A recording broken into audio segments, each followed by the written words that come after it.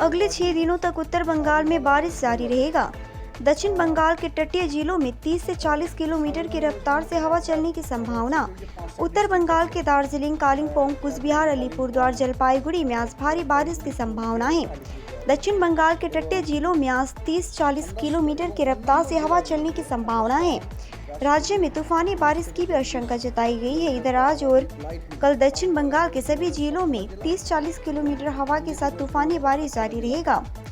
14 तारीख को पूरे राज्य में हल्की बारिश जारी रहेगी। 15 तारीख को सिर्फ पश्चिम मेदिनीपुर, पश्चिम बर्धमान, झारग्राम, मुर्शिदाबाद, बीरभूम में तूफानी बारिश होगी। बाकी जिलों में बारिश नहीं होगी। 16 से तूफानी बारिश की संभावना नहीं है। अगले 6 दिनों तक उत्तर बंगाल में बारिश जारी रहेगी। दक्षिण बंगाल में बारिश कम हुई तो गर्मी बढ़ेगी। अगले 2 दिन कोलकाता में होगी तूफानी बारिश। এবং কালকে আপনার হেভি রেনফলের ওয়ার্নিং, আজকে হেভি রেনফলের ওয়ার্নিং আছে সাব হিমালয়ান ওয়েস্ট বেঙ্গলের। আর সাব হিমালয়ান ওয়েস্ট বেঙ্গল মানে আপনার কথা হচ্ছে যে ওই যে 5টা ডিস্ট্রিক্ট আছে আর কি, দার্জিলিং, কালিম্পং, জলপাইগুড়ি, কোচবিহার এবং আলিপুরদুয়ারে।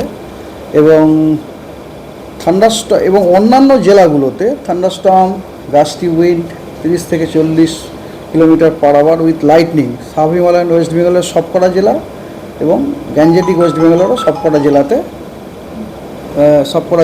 आपको हिंदी में चाहिएगा?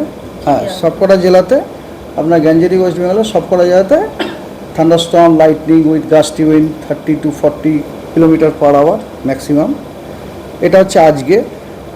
কালকেও আপনার যদিও কোনো রকম আপনার হেভি রেনফলের ওয়ার্নিং নেই, কিন্তু entire sub Himalayan West Bengal এবং গ্যাঞ্জেটিক ওয়েস্ট বেঙ্গলে আপনার thunderstorm with gusty wind reaching maximum wind speed 30 to 40 kilometre, সামহার even 40 to 50 even with lightning. এটা হচ্ছে আমাদের স্টর্ম বুলেটিন আর কি, ওটা 2 দিনের দেওয়া হয়। হ্যাঁ, আর এরপরে আসি আপনার ডিটেল ওয়েদার যদি বলেন। Let us come first south Bengal. South বেঙ্গলে আজ এবং কাল, আগামীকাল দুদিনই লাইট টু মডারেট রেনের ফোরকাস্ট দেওয়া হয়েছে উইথ থান্ডার অ্যাক্টিভিটি।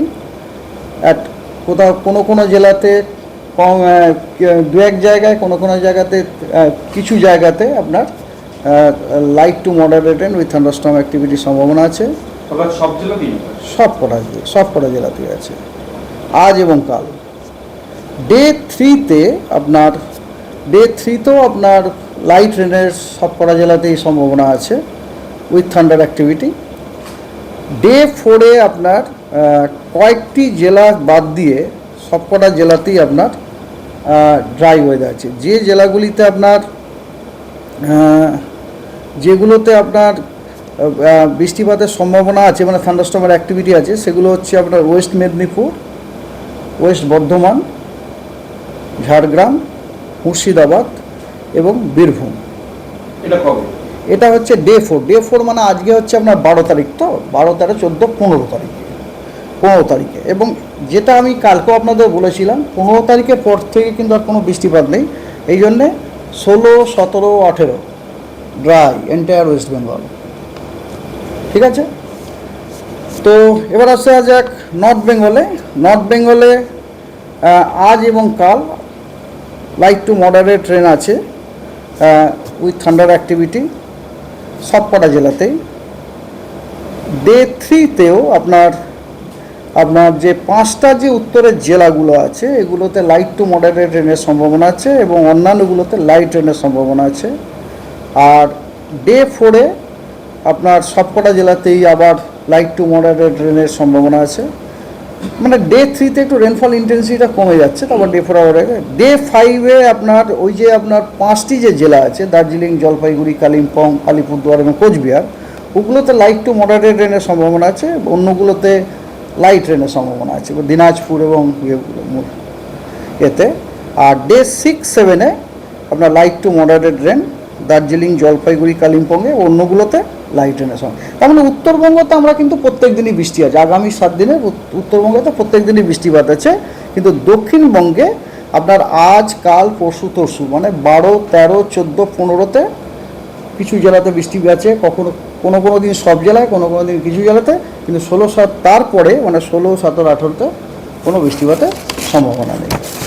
এই সময়টা যে বৃষ্টিপাত হবে না বলছেন, তো সেক্ষেত্রে কি গরমের প্রভাবটা কি বাড়বে? না, গরমের প্রভাব, গরম একটু তো টেম্পারেচার বাড়বে অবশ্যই। ম্যাক্সিমাম টেম্পারেচার ধরুন প্রথম দুদিন কোনো চেঞ্জ হচ্ছে না, মানে আগামীকাল আর পরশু চেঞ্জ, তারপর থেকে কিন্তু ম্যাক্সিমাম টেম্পারেচার 2 থেকে 3 ডিগ্রি বাড়ার সম্ভাবনা আছে।